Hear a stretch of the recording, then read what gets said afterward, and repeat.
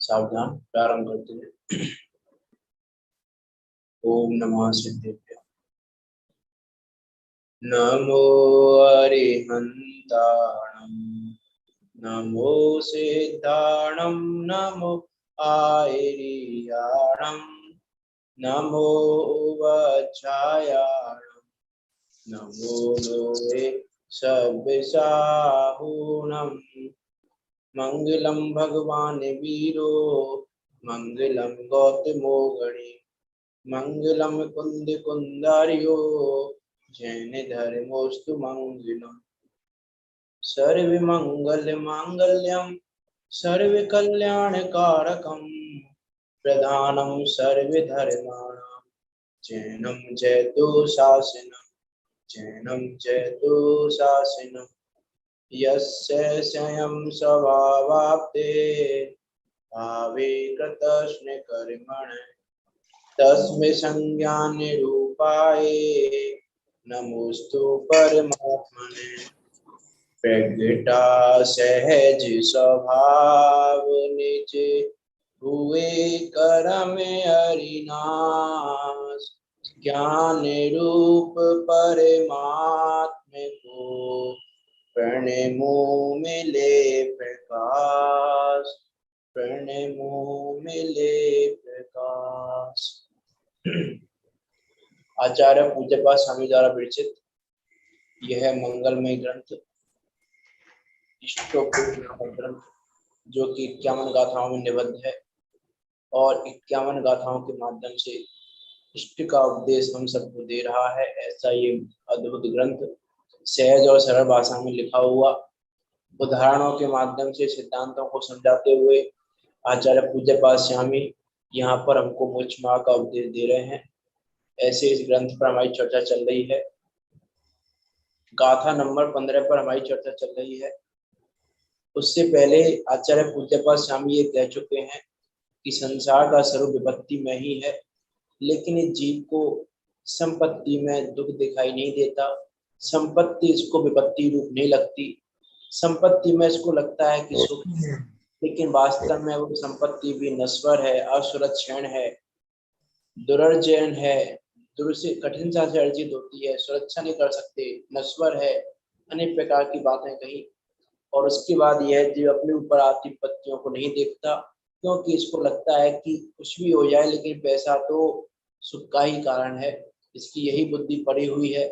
इसी बुद्धि को दूर करने के लिए आचार्य पूज्यपाद स्वामी ने 15वीं गाथा कही आगे कि लोभ के कारण यह जीव अपने ऊपर आती विपत्तियों को नहीं देखता और ये कहता है कि विपत्तियों के लिए ही तो पैसा इकट्ठा कर रहा हूँ, विपत्तियां आएंगी तो विपत्तियों से निपटने के लिए पैसा चाहिए ना, इसलिए पैसा इकट्ठा कर रहा हूँ।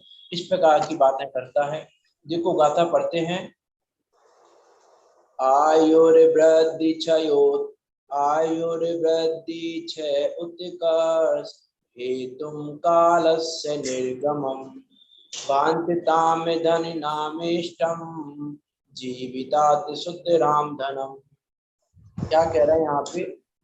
आयु क्षय धन वृद्धि का कारण जानो काल, धन प्राणों से प्रिय लगे, अतः धनिक बेहाल। पर चर्चा काफी हो चुकी है इस पे। क्या कह रहे हैं वास्तव में कि धन की वृद्धि काल जाए बिना नहीं होती, अर्थात धन की वृद्धि के लिए समय चाहिए होता है। आपको यदि धन की वृद्धि करनी है तो धन की वृद्धि के लिए आपको समय देना पड़ेगा, और जो आप समय दोगे वो समय आपकी आयु में से जाएगा। क्या कहना चाह रहा है यहाँ पे आचार्य पूज्यपाद स्वामी कि आप पैसा बढ़ाना चाहते हो, पैसे की वृद्धि करना चाहते हो, पैसा कमाना चाहते हो, तो वो हो तो जाएगा, पैसे की वृद्धि हो भी जाएगी, लेकिन उस पैसे की वृद्धि में कुछ काल जाएगा, कुछ समय जाएगा, और वो जो समय जाएगा वो समय आपकी आयु में से जाएगा। तो ये दुर्लभ मनुष्य आयु आपकी पैसे कमाने में जा रही है। इन बातों का यह जीव विचार नहीं करता। इस प्रकार की बात यहाँ पे कह रहे हैं कि वास्तव में हम देखें हम पैसा कमाने के लिए क्या कर रहे हैं। इस दुर्लभ मनुष्य को किस प्रकार वेस्ट कर रहे हैं हम पैसे कमाने के लिए। मीन ये दुर्लभ मनुष्य भव मिला। और देखो सिर्फ कल भी मैंने बात की थी थोड़ी सी, सिर्फ मनुष्य भव की ही बात नहीं है, इस मनुष्य भव में मिली हुई प्रत्येक इंद्रियों की बात है। कल भी हमने कहा था कि पैसे कमाने के चक्कर में ये आंखें चली गई तो क्या होगा, ये कानों के सुनने की क्षमता चली गई तो क्या होगा। विचार करके देखें, इतनी दुर्लभता से हमको जो ये मिली है कि जिन आंखों से आज हम जिनेन्द्र देव के दर्शन करके निज के दर्शन कर सकते हैं, जिन वाणी को पढ़ सकते हैं, देव शास्त्र गुरु के दर्शन कर सकते हैं, तो ये जो हमको एक कैपेसिटी मिली है, ये कैपेसिटी सबको नहीं मिलती, अनंत जीवों में से किसी किसी को मिलती है।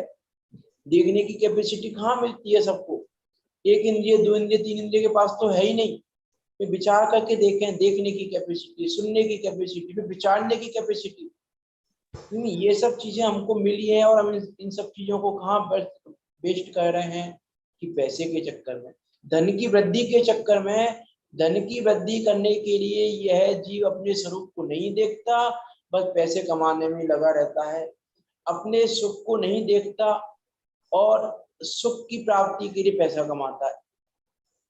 क्या कहना चाह रहे हैं, मेरा सुख किसमें है, मेरा सुख क्या है वास्तव में, इसका तो विचार ही नहीं करता और कहता क्या है, मैं पैसा सुख की प्राप्ति के लिए कमा रहा हूं, सुख प्राप्ति हेतु प्रयत्न करते सुख जाता दूर है। ये ऐसा है, हम प्रयत्न कर रहे हैं सुख की प्राप्ति के लिए कि पैसा कमाने से सुख हो जाएगा, और यहाँ कह रहे हैं सुख प्राप्ति हेतु प्रयत्न करते सुख जाता दूर है। ये दूर पास में नहीं आ रहा है, सुख सुख सुख पास में नहीं आ रहा, सुख दूर जा रहा है, इसका ये जीव विचार नहीं करता। क्या कह रहे हैं यहाँ पे देखो, काल का निर्गमन व्यतीत होना तो आयु के क्षय का और वृद्धि उत्कर्ष का अर्थात ब्याज वृद्धि का कारण है। ऐसे इच्छते धनिकों को अपने जीवन से भी धन अधिक प्रिय होता है। देखो इसकी टीका पढ़ते हैं, होता है क्या धन, कैसा होता है, इष्ट होता है, प्रिय होता है, किस प्रकार, बहुत ही सुतराम, बहुत ही अतिशय से, किससे, अपने जीवन से, जीविता, अपने जीवन से, अपने प्राणों से। किसको प्रिय होता है, धनिकों को, धन की चाह करने वालों को। क्या करते, चाहते हैं, क्या चाहते हैं, निर्गमन को, अतिशय रूप से गमन को। किसके गमन को, कि काल के गमन को। किस प्रकार, कैसे प्रकार के, कि आयु क्षय का कारण और वृद्धि अर्थात ब्याज की आमदनी में वृद्धि का कारण है, ऐसा अर्थ है काल का। ये क्या कह रहे हैं, काल का निर्गमन चाहता है ये जीव, ये जीव चाहता है कि काल जल्दी जल्दी बीते। कब मैंने इस संबंध में बात कही थी कि किसी को मान लो 1 महीने की सैलरी है उसकी 50,000 रुपए की, तो वो क्या सोचता है कि महीना जल्दी बीत जाए, उसको लगता है कि 20 दिन में 1 महीना हो जाए तो मेरे 50,000 20 दिन में आ जाएंगे। मैं इस समय को जल्दी जल्दी बिताना चाहता है, लेकिन वो समय बीत रहा है, उसके चक्कर में आयु भी क्षय हो रही है, उसका विचार नहीं करता। धनिकों को जैसा धन इष्ट होता है वैसा जीवितव्य नहीं होता। विचार करके देखना, यह जीव प्राणों की परवाह भी नहीं करता पैसा कमाने के लिए, प्राणों को भी जोखिम में डाल देता है पैसे कमाने के लिए। और देखो पैसे में सब चीजें ले लेना, पैसे में पद को भी ले लेना, आप सब चीजें ले लेना, उसमें पैसा वाला पद भी चाहता है, पैसे वाला अपनी महिमा मंडन भी चाहता है कि मी से सब मेरी वाहवाही करें, सब मुझे अच्छा पद मिले, अच्छा पैसा मिले। इन सब चीजों के लिए अपने प्राणों को गंवाने से भी नहीं चूकता। विचार करके देखें, जो अभी वो टाइटैनिक पनडुब्बी वाला केस हुआ, क्या हुआ उसमें, अरबपति मरे ना पांचों, और अरबपति क्या किस चक्कर में, विचार करके देखो किस चक्कर में, एक प्रतिष्ठा के लोभ में 2 करोड़ रुपए की टिकट लेके गए उसमें, और ये लिख के गए कुछ हो जाए हमारे साथ तो किसी की कोई जिम्मेदारी नहीं है। विचार करके देखो कितनी मूर्खता वाली बात है, और पांचों मरण को प्राप्त हो गए। मीन्स ये कह रहे हैं कि इस जीव को प्राणों से भी प्रिय पैसा लगता है। जगत में भी दिखाई देता है हमको, बहुत सारे वो आते हैं ना, खतरों के खिलाड़ी आते हैं, कोई अपनी बॉडी में आग लगा के पानी में कूदता है, जो कर्तव्य दिखाता है, किसके लिए? पैसे के लिए। अब बहुत सारे देखे होंगे आपने, कोई रस्सी पे चलता है पैसे कमाने के लिए, गिर जाए तो मरण को प्राप्त हो सकता है। इतनी सारी बातें हैं, विचार करके देखो। ये सब चलते हैं, क्या बोलते हैं, सर्कस वगैरह चलती है, सर्कस नहीं बोलते उसको शायद, जो भी बोलते हैं कि वो इतने ऊंचे ऊंची, नीचे जाल बिछा रहता है यद्यपि, लेकिन इतने ऊंचे ऊंचे करतब दिखाते हैं इतनी ऊंचाइयों पे कि यदि गिर जाए तो मरण को प्राप्ति हो सकते हैं। इसमें कोई बड़ी बात नहीं है, जाल बचा नहीं लेगा आपको। बहुत बार बहुत सारे केस हो जाते हैं, जाल टूट जाता है, कुछ का कुछ हो जाता है, पता चला जाल के बाहर गिर गया, तो मीन्स अपने प्राणों को जोखिम में डाल के भी, अपने प्राणों की परवाह ना करते हुए भी यह जीव पैसा कमाना चाहता है। इससे ये सिद्ध होता है कि इस जीव को प्राणों से भी अधिक प्रिय पैसा लगता है। विचार करके देखो, बहुत जगह ऐसा भी होता है, कोई डाकू मिले रास्ते में और डाकू आए, लुटेरे आए लूटने के लिए, तो पैसा नहीं देना चाहता, वो कह रहे हैं मार देंगे, वो पैसा है ही नहीं, पैसा है ही नहीं। मैं पैसे को छिपाना चाहता है, उसको लगता है पैसा छिपा लूंगा, बचा लूंगा, लेकिन वो मार देंगे तुझे, इसकी परवाह नहीं करता कि मेरा मरण हो जाएगा, इसकी परवाह नहीं करता कि अपना मरण भी जाने तो भी वहां जाता है। ऐसे भी केस आपने देखे होंगे, जहां लगे मरण हो सकता है मेरा, वहां भी जाता है, उन कार्यों को भी करता है, किस लिए? पैसा कमाने के लिए। कोई हम आज किसी से कहें कि भैया आपको एक छोटा सा काम करना है, हम आपको 5 लाख रुपए देंगे, कि क्या काम करना है? कि हेलीकॉप्टर से कूदना है नीचे, नीचे पानी है, पानी में कूदोगे और कहीं नहीं कूदोगे, तो कूदने को तैयार हो जाएगा, अरे 5 लाख तो मिल रहा है, क्या जा रहा है, पानी तो है नीचे।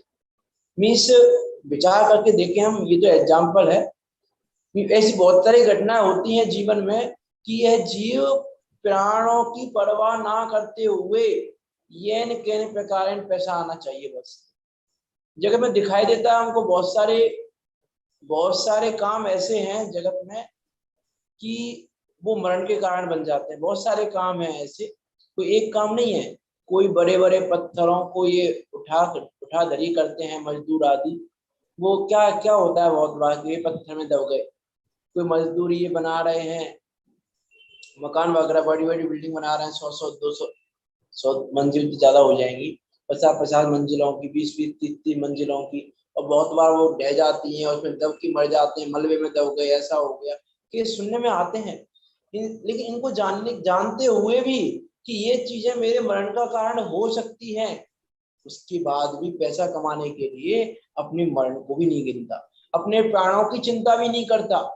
तो वही यहाँ पर कह रहे हैं, धनिकों को जैसा धन इष्ट होता है, प्रिय होता है, वैसा जीवितव्य नहीं होता, वैसे अपने प्राण प्रिय नहीं होते, वरना जीवन के क्षय का कारण होने पर भी धन वृद्धि के कारण रूप कार्य निर्गमन को भी क्यों चाहे। इसीलिए धन ऐसे व्यामोह का कारण होने से उसको धिक्कार हो।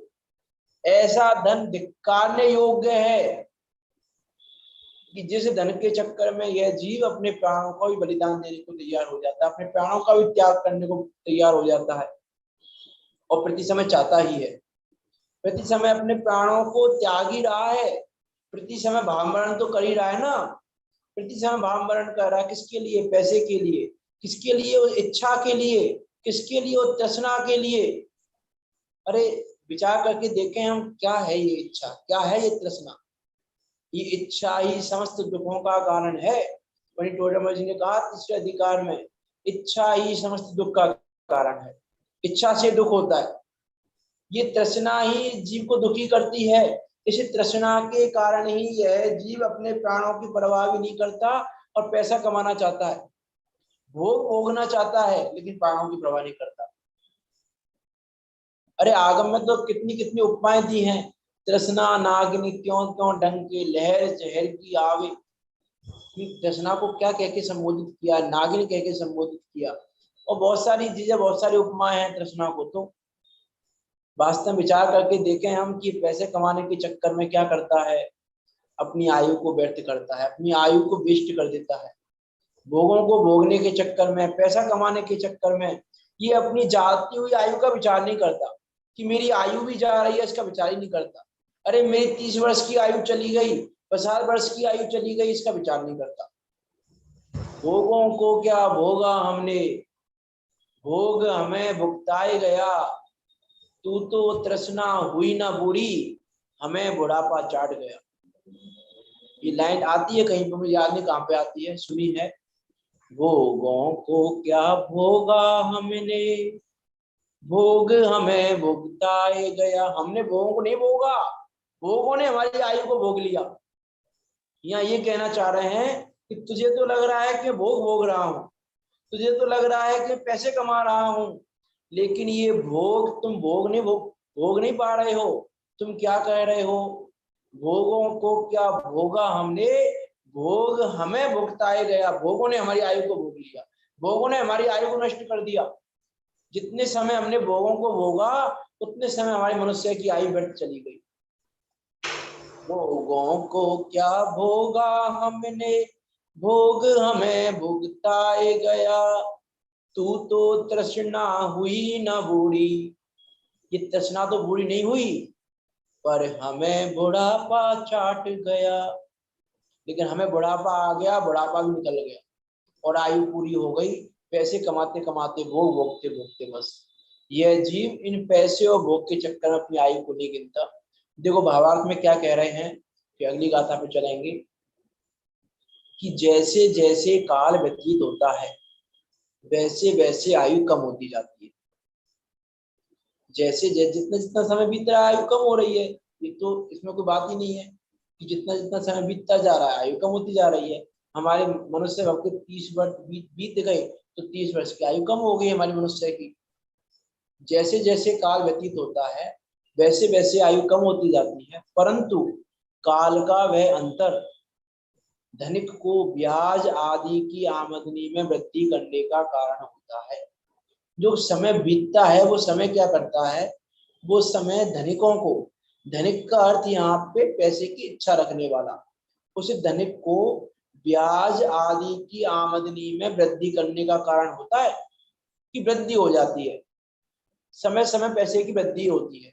आज जो पैसा है वो कल बढ़ के मिलेगा, बढ़ के ही आएगा।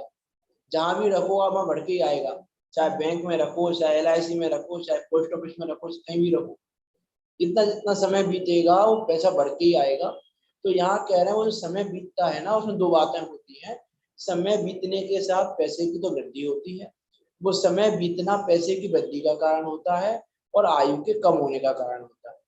इसीलिए वह उसको, उस काल गमन को उत्कृष्ट का कारण गिनता है। कि वो जो काल जा रहा है ना, उस काल जाने में दो कारण हो रहे हैं, एक तो आयु घट रही है और पैसा बढ़ रहा है। अब ये क्या करता है, इसको तो देखता नहीं है, देखता है ये उस जाते हुए काल में पैसे की वृद्धि देख रहा है कि 2 साल चले गए लेकिन 2 साल मेरा पैसा डबल हो गया। 2 साल चले गए लेकिन 2 साल मेरा पैसा डबल हो गया, तो उसको वो मनुष्य की 2 साल कम हो गई ये नहीं दिख रहा है, लेकिन 2 साल जाने पर पैसा डबल हो गया ये दिखाई दे रहा है। तो वही यहाँ कह रहे हैं कि इसीलिए वह उसको काल गमन को उत्कर्ष का अर्थात आमदनी का कारण गिनता है कि आमदनी हो गई, मेरा पैसा डबल हो गया। जो धनिक लोभवश ब्याज आदि की आमदनी करने के लिए काल का निर्गमन चाहते हैं, जल्दी जल्दी बीत जाए, जल्दी जल्दी बीत जाए, वे धन को अपने जीवन से भी अधिक प्रिय मानते हैं, क्योंकि वे ये समझते हैं कि काल के निर्गमन से जैसे दिन बढ़ेंगे वैसे ब्याज आदि बढ़ेगा, परंतु उसकी आयु में से उतने दिन कम होंगे इसका भान उन्हें नहीं होता। क्या कह रहे हैं यहाँ पे, क्योंकि वे ये समझते हैं कि काल के निर्गमन से जितने दिन बढ़ेंगे कि अच्छा है मैंने उसको पैसा दिया हुआ है ना, जल्दी जल्दी समय बीते, वो दे नहीं पा रहा पैसा, 1 महीना 2 महीना हो जाए, 3 महीने, जितने जितना महीने बीतेंगे उतनी ज्यादा ब्याज मिलेगी। क्या सोचता है ये, अरे 2 महीने भी और जल्दी जल्दी समय बीते, अरे समय नहीं निकल रहा, समय नहीं निकल रहा। अभी 2 महीने हुए हैं, 3 महीने हो जाए, 4 महीने हो जाए, जल्दी जल्दी बीत जाए, तो इसको क्या दिखाई दे रहा है? ब्याज बढ़ रहा है, ब्याज बढ़ रहा है। उत्कर्ष, उत्कर्ष को यहाँ ब्याज के रूप में लिया है। आचार्य पूज्यपाद स्वामी ने उत्कर्ष शब्द को ब्याज के रूप में जोड़ा है, वहां अनुवाद में हमने देखा था। तो यहाँ कह रहा है ये ब्याज बढ़ा, ये इसको दिख रहा है ब्याज बढ़ रही है, लेकिन वो 2 महीने, 4 महीने, 6 महीने की आयु जल्दी जल्दी घट रही है। तुझे तुझे ये तो लग रहा है कि समय जल्दी जल्दी निकल जाए, लेकिन आयु निकल जाएगी जल्दी जल्दी, इसका विचार नहीं करता। तो काल के निर्गमन से जैसे दिन बढ़ेंगे वैसे ब्याज आदि बढ़ेगा, परंतु उसकी आयु में से उतने दिन कम होंगे, इसका भान उन्हें नहीं होता। वे धन वृद्धि के लोभ में अपने जीवन के विनाश की ओर लक्ष्य नहीं देते हैं, कि जीवन का विनाश हो रहा है, मनुष्य भव का विनाश हो रहा है, ये मनुष्य भव नष्ट होता जा रहा है, इस ओर लक्ष्य नहीं देते। इस प्रकार व्यामोह का कारण होने से धन धिक्कार का पात्र है। धिक्कार का पात्र है कि नहीं है धन? विचार करके देखो। अब देखो यहाँ पे कोई एक लॉजिक दे सकता है, एक प्रश्न हो सकता है यहाँ पे, कि क्या प्रश्न हो सकता है कि देखो हम पैसा कमाना तो चाहते हैं, धन वृद्धि करना तो चाहते हैं, लेकिन हमने तो ये सुना है जिनागम में कि षट आवश्यक दिने दिने दान नाम का ये आवश्यक होता है, डेली करना चाहिए। और यदि पैसा नहीं होगा दान कैसे देंगे हम? अब मंदिर बनवाना है, कैसे करें बताओ? मंदिर बनवाने के लिए पैसा चाहिए ना, प्रतिमा विराजमान करवाने के लिए पैसा चाहिए कि नहीं चाहिए? कोई धार्मिक उत्सव करवाना है, पैसा चाहिए कि नहीं चाहिए? चाहिए ना पैसा। तो हम तो उसके लिए कमा रहे हैं, हम तो दान देने के लिए पैसा कमा रहे हैं, ऐसा मत समझो हमको, हम धन वृद्धि ऐसे नहीं चाह रहे, हम धन की वृद्धि चाहते तो हैं, बात तो सही है आपकी। आचार्य पूज्यपाद स्वामी ने जब कहा कि भैया ये धन वृद्धि पे ध्यान देता है, आयु 6 पे ध्यान नहीं देता, तो इसने क्या प्रश्न उठाया कि धन वृद्धि चाहते तो हैं, ये बात तो आपकी सही है, लेकिन हम तो धन वृद्धि दान के लिए चाहते हैं, क्योंकि धन की वृद्धि के बिना दान संभव नहीं है। बिना धन के काम नहीं होते, बिना पैसे के क्या काम होते हैं? बिना पैसे के ना मंदिर बन सकते हैं, ना प्रोग्राम हो सकते हैं, ना कुछ भी नहीं, कुछ भी तो नहीं हो सकता। हर काम के लिए पैसा चाहिए कि नहीं चाहिए? लॉजिक है कि नहीं प्रश्न में? बताइए आप, बात सही है कि नहीं उस जीव की? उसी जीव की बात सही है कि नहीं? पैसा चाहिए कि नहीं चाहिए हमको दान देने के लिए? कि दान देने के लिए पैसा चाहिए, बिल्कुल। क्या कहना है आपका, बताइए, बात सही है कि गलत है उसकी? उसने प्रश्न सही किया है कि गलत किया है? 4 दानों में दान का नाम थोड़ी है पैसे में। हाँ, 4 दान है, उसमें कोई पैसे का दान है ही नहीं। अरे पैसे का दान तो नहीं है, वो बात तो सही है, लेकिन बिना पैसे के कैसे मंदिर बनवाएंगे बताओ? बिना पैसे के प्रतिमा विराजमान कैसे होगी? बिना हमें पैसे जरूरत है इसलिए पैसे खर्च कराना कैसे होगा? तो इसलिए बनवाना है हमें, तो के लिए पैसा चाहिए ना। क्या कह रहे हैं आप? हमें जरूरत है मंदिर की, दर्शनों की, तो हमें मंदिर बनवाना है। तो मंदिर बनवाना तो पैसा कमाना पड़ेगा ना। वो तो पैसा तो पुण्य से आता है, पुण्य से ही। नहीं, पुण्य से तो आता है, लेकिन कमाना तो पड़ता है ना। ऐसे होगा ना घर में बैठे रहो तो पैसा आ पैसा जाता नहीं है? आ रहा। पैसा कमाने का पुरुषार्थ तो करना पड़ता है ना, फिर पुण्य का उदय हो तो आएगा, वो अलग बात है, लेकिन कमाने का पुरुषार्थ तो करना पड़ेगा ना। जब तक पुण्य का दान देने रहता के है लिए दोनों। पैसे कमाने का पुरुषार्थ तो करना पड़ेगा, पुण्य का उदय तो बाद में है, पहले पुरुषार्थ तो करना पड़ेगा ना अपना कमाने का। पुरुषार्थ तो करते हैं। तो वही वही मैं पूछना चाह रहा हूँ, मजदूर कितना पुरुषार्थ करता है। पैसा कमाना चाहिए ना फिर तो। फिर ये क्यों कह रहे हैं कि भैया पैसे कमाने की चक्कर में मनुष्य सभा बिगाड़ रहे हो अपना? यहाँ मनुष्य बहुत कोई बिगड़ रहा प्रश्न है। कर रहा है कि देखो, यहाँ प्रश्न ही पढ़ लेते हैं क्या कह रहे हैं।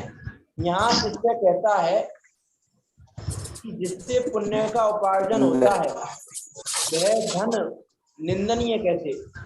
वह उस धन की निंदा क्यों कर रहे हो आप?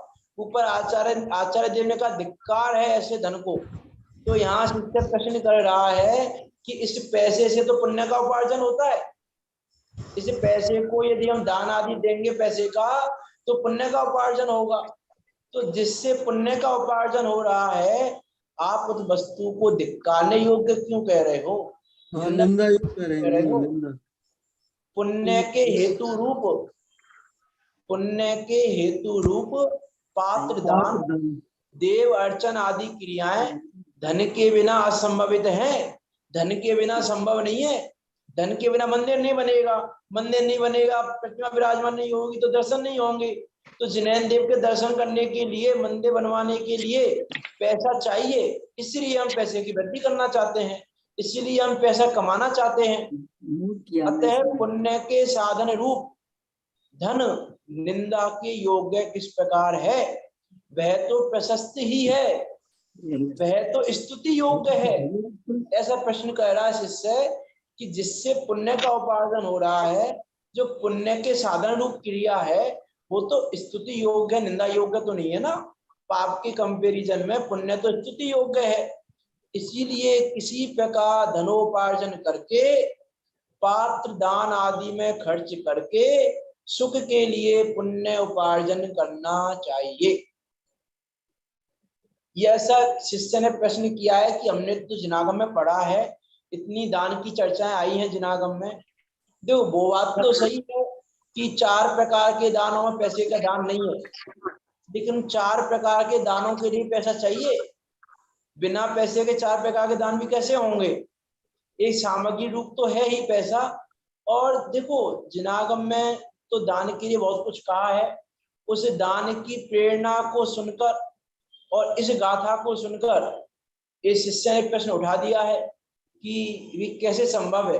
जिनागम में तो ये कहा है, देखो पद्मनंदी पंचमी शतिका में आचार्य पद्मनंदी देव ने एक अधिकार लिखा, पूरा दानोपदेश अधिकार, जिसमें उन्होंने पूरा दान का उपदेश दिया। उस अधिकार में पूरा एक अधिकार लिखा उन्होंने उसमें कि दानोपदेश, दान का उपदेश दिया उसमें तो ऐसी ऐसी बातें की कि दान के बिना शुभ गति नहीं हो सकती, शुभ गति के लिए दान चाहिए। अरे और क्या कहें, वहां तो आचार्य पद्मनंदी देव ने ज्ञान से भी अधिक दान की महिमा गाई है। यदि आप दानोपदेश अधिकार पढ़ोगे तो वहां पे ग्रस्तों के लिए ज्ञान से भी अधिक महिमा दान की गई है कि दान से कार्य होगा, ज्ञान से नहीं होगा, ऐसा लिखा वहां पे। तो वहां ऐसा लिखा कि आत्मा का ज्ञान, आत्मा के ज्ञान रूप, आत्मा के ज्ञान से जो धर्म अर्थ काम और मोक्ष रूप पुरुषार्थ हैं, उनकी सिद्धि जिस आत्मा के ज्ञान से होती है, उस आत्मा का ज्ञान घर में रहते हुए नहीं हो सकता। लेकिन घर में रहते हुए यदि दान दिया जाए उत्तम आदि पात्रों को, तो उन 4 प्रकार के पुरुषार्थों की सिद्धि होती है। ऐसा लिखा वहां पे कि ज्ञान की, आत्मा का ज्ञान घर में रह के नहीं हो सकता, लेकिन दान देकर हम 4 प्रकार के पुरुषार्थ की सिद्धि कर सकते हैं। इसीलिए अवश्य दान देना चाहिए। इस प्रकार की बहुत सारी बातें लिखी है वहां पे। तो किसान का उदाहरण दिया, नदी का उदाहरण दिया वहां पे, दानी के लिए दान की महिमा गाई है वहां पे। उसकी तो जो बात कह रहा हूं उतना सब कम है कि वास्तव में तो पात्र दान देना ही चाहिए और दान देने योग्य ही है। तो यहाँ कह रहे हैं कि वो पात्र दान देना चाहिए, हमने आपकी बात मानी, लेकिन पात्र दान के लिए पैसा चाहिए और इसीलिए हम पैसा कमाते हैं। तो गलत क्या है इसमें? गलत है क्या इसमें? कुछ बताओ क्या गलत है इसमें? बात तो सही है भाई, भोगों के लिए नहीं कमा रहे हम।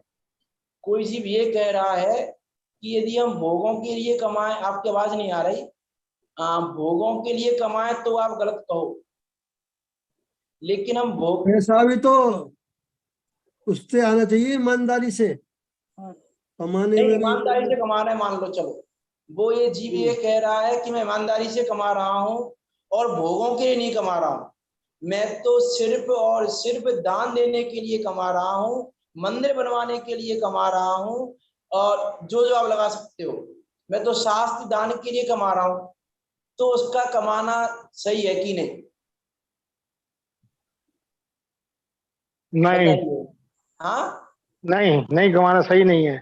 क्यों? इसलिए नहीं है कि इसके फल में हम दान देंगे तो हमको पुण्य मिलेगा, पुण्य के फल में हमें सहयोग मिलेगा तो मैं इनको भोगूंगा।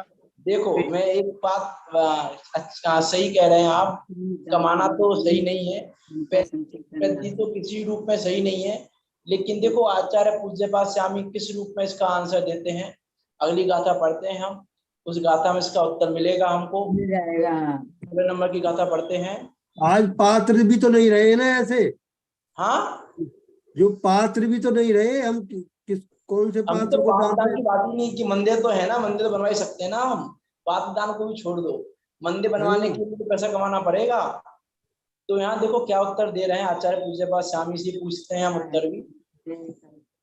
त्यागाय श्रेयसे वेत्तम वित्त संचिनोति स्वशरीरं शरीरम सापंकेन ज्ञानाशामिति शामीति विनश्यति। क्या कह रहे हैं यहाँ पे देखो, त्याग आए। क्या कह रहे हैं? त्याग आए। त्याग आए अर्थात दान करने के लिए। यहाँ त्याग शब्द का दान के अर्थ में ही लेना। वैसे तो दान में और त्याग में बहुत बड़ा अंतर है। उत्तम त्याग धर्म में हमने अंतर बताया था कि त्याग में और दान में अंतर तो बहुत है, क्योंकि दान पर वस्तु का होता है और त्याग स्ववस्तु का। त्याग अपनी मान्यता का होता है, लेकिन दान पर वस्तु का होता है जो अपना नहीं है ना। तो यहाँ लेकिन यहाँ पे त्याग का अर्थ दान के अर्थ में ही लेना है। क्या कह रहे हैं? त्यागाए अर्थात दान करने के लिए। दान करने के लिए किससे? श्रेय से। श्रेय से अर्थात श्रेय के लिए, अर्थात पुण्य की प्राप्ति के लिए। पुण्य की प्राप्ति के लिए दान करने के लिए संचिनोति संचय करता है। किसका? वित्तम अवित्त, धन का। कौन करता है? निर्धन। यह अर्थात जो निर्धन पुण्य की प्राप्ति के लिए दान करने के लिए धन का संचय करता है, वह कैसा है? स्व शरीरम पंकेन, अपने शरीर को पंकेन अर्थात कीचड़ से, विलंबटी अर्थात लपेटता है। किसके लिए? क्या समझ के? स्नास्यामि दी, स्नान कर लूंगा। स्नान करने के लिए अपने कीचड़, अपने शरीर पर क्या लपेट रहा है? कीचड़ लपेट रहा है। ऐसा ये क्या कह रहा है? मैं दान देने की पैसा कमा रहा हूँ। तो भैया तुम वो कीचड़ लपेट क्यों रहे हो? स्नान करना है आपको। तो कोई व्यक्ति है अपने शरीर पे कीचड़ लपेट रहा था, हमने उससे पूछा भैया कीचड़ क्यों लपेट रहे हो? पूरे नहाने जाना है इसलिए लपेट रहा हूँ। जब नहाने जाना है तो लपेट, कीचड़ क्यों लपेटना? तो जैसे जगत में ऐसा कोई व्यक्ति हो जो नहाने जाना है, उसको स्नान करने जाना है और कीचड़ लपेट रहा हो, तो क्या कहेंगे उसको हम? कि मूर्ख जीव है, मूर्ख है ये। तो वैसे यहाँ पर कह रहे हैं कि जो निर्धन ये चाह रहा है कि भैया पैसा मिल जाए, किस लिए? कि दान देने के लिए। अब देखो यहाँ पे भी एक बात यदि हम देखें वास्तव में, इस जीव की चतुराई देखो, इस मनुष्य की चतुराई देखो कि पैसा कमा लिया, पैसा जो खर्च कर सकता था कर लिया खर्च। अब पैसा खर्च नहीं कर पा रहा है। अब उस पैसे को वो क्या सोच रहा है मनुष्य कि इस पैसे को मैं कैसे लेके जाऊं अगले भव में। अब यहाँ तो भोग लिया हमने, अब हमने तो सुना है कि कफन के जेब नहीं होते, व्यक्ति पैसे को लेके नहीं जा सकता। लेके जा सकता है क्या पैसे को? इस भव के पैसे को लेके जा सकता है क्या मनुष्य? नहीं, कोई लेके ही नहीं जा सकता। मैं बताता हूँ आपको उपाय ले जाने का। लेके जा सकते हैं, है ना? कैसे लेके जा सकते हैं? कि इस पैसे का क्या करो? पुण्य में लगा दो, दान दे दो, पुण्य हो जाएगा। और पुण्य होगा तो क्या होगा? संपदा मिलेगी स्वर्गों की, पैसा डबल होके मिलेगा, डबल ट्रिपल होके। उसमें भी इच्छा नहीं रहनी चाहिए ना, उसमें भी इच्छा नहीं रहनी चाहिए। वो तो है ही यहाँ पे, लेकिन वो जीव क्या कह रहा है कि भैया मैं तो पुण्य की प्राप्ति के लिए दान करने के लिए पैसा कमा रहा हूँ, पैसे का संचय इसीलिए कर रहा हूं मैं। तो क्या कह रहे हैं यहाँ पे? जो निर्धन पुण्य की प्राप्ति के लिए दान करने के लिए धन का संचय करता है, वो इस प्रकार का ही मानना जिस प्रकार कोई जीव स्नान करने के लिए कीचड़ लपेटता है। निर्धन धन चाहे कहे, धन को चाह रहा है और क्या कह रहा है?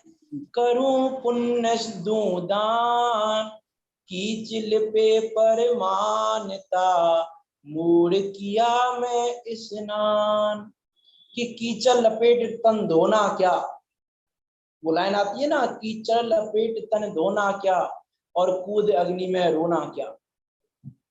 कीचड़ लपेट के तन धोने का क्या अर्थ है, अग्नि में कूद के फिर रोने का क्या अर्थ है, अग्नि में कूद ही क्यों रहे हो। वो जो पैसा आयु के क्षय का ही कारण है, वो पैसे की वृद्धि आपकी मनुष्य की आयु को क्षय कर रही है, तो उसमें कूदने का मतलब ही क्या है, उसमें कूदने का अर्थ ही क्या है, अर्थहीन है, किसी भी प्रकार से योग्य नहीं है। लेकिन ये जीव तो चतुर है ना, ये मनुष्य बहुत चतुर है, ये किसी न किसी प्रकार से ये कहना चाह रहा है कि आप हमें पैसे कमाने की परमिशन दे दो आचार्य पूज्यपाद स्वामी से, कि आप तो ये कह दो कि हाँ पैसा कमाना सही है, भोगों में मत लगाओ, दान में तो लगा दो। तो यहाँ आचार्य देव ने कह दिया कि भैया ये भी किसी प्रकार योग्य नहीं है, अपने शरीर पर कीचड़ लपेटना योग्य नहीं है किसी भी प्रकार के। अरे अपने कपड़े को हम गंदा करें, मिट्टी लगाएं पहले, कि क्या कह रहे हो, मिट्टी लगा रहे हैं कपड़े पे, क्यों, धोना है कपड़ा। तो है क्या, वो किसी प्रकार योग्य नहीं है ना, कि हम गंदा इसलिए कह रहे हैं कि धो दें, तो गंदा कर ही क्यों रहे हो, उसको गंदा करने की आवश्यकता क्या है। इसी प्रकार से देखो यहाँ टीका पढ़ते हैं इसकी, सोचा था ये टीका पूरी हो जाएगी गाता, चलो पढ़ते हैं। देखो टीका, जो धन रहित अर्थात निर्धन है, वह नौकरी, खेती आदि कार्य से संचय करता है, उपार्जन करता है।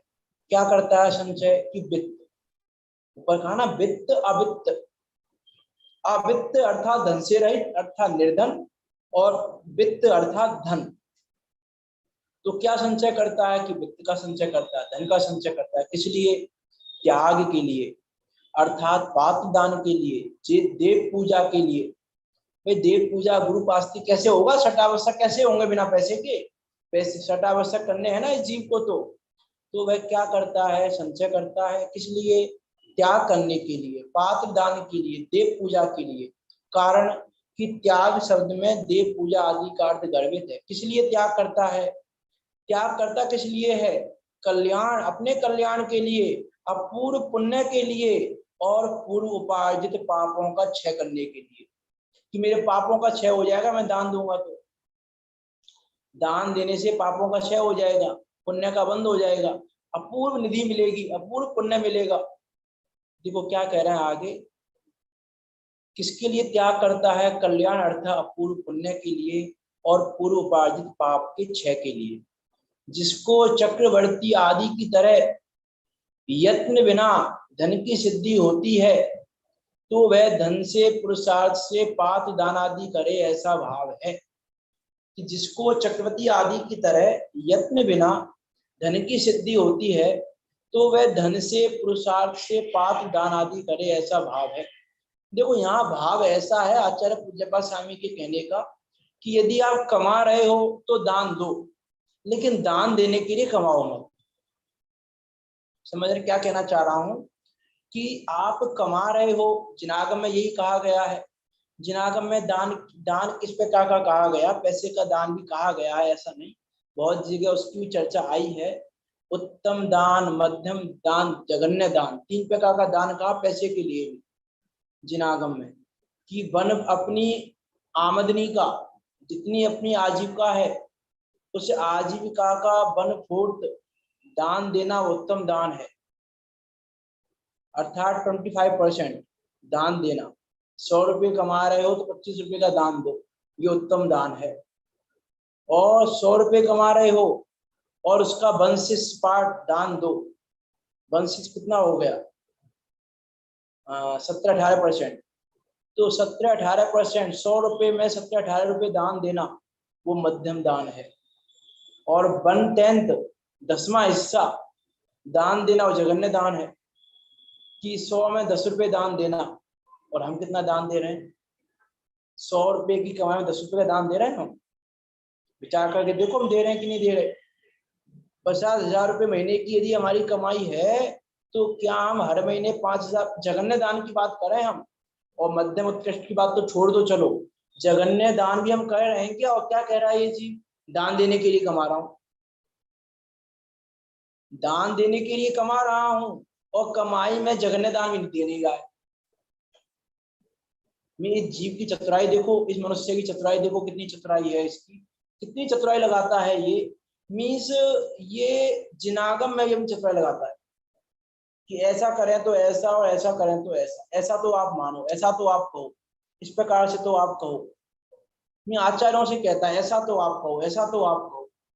मैं क्या करें, वास्तव विचार करके देखो, इसका धन के प्रति व्यामोह ही ऐसा है। इसीलिए विचार करना, दान के लिए कमाना योग्य नहीं है, लेकिन कमा रहे हो तो दान देना योग्य है, इसका विचार करना। और क्या कहना चाह रहे हैं आचार्य पूज्यपाद स्वामी इसमें, इसको कल लेके फिर अगली गाथा देखेंगे। विचार करना, हम कीचड़ तो नहीं लपेट रहे, इसका विचार करें, स्नान करने की कीचड़ तो नहीं लपेट रहे, इसका विचार करते हुए कमाने का भाव है तो उसमें से दान दो, लेकिन दान के लिए कमाने का भाव मत रखो। इस प्रकार की बात यहाँ आचार्य पूज्यपाद स्वामी कहना चाह रहे हैं। और क्या कहना चाह रहे हैं इस बात के माध्यम से, उसकी चर्चा हम कल करेंगे।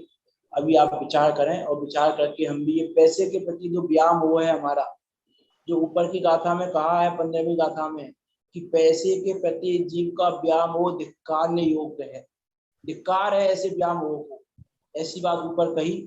उस व्यामोह को छोड़कर हम अपने धर्म आराधना में लगें और मोक्ष मार्ग को प्रशस्त करें।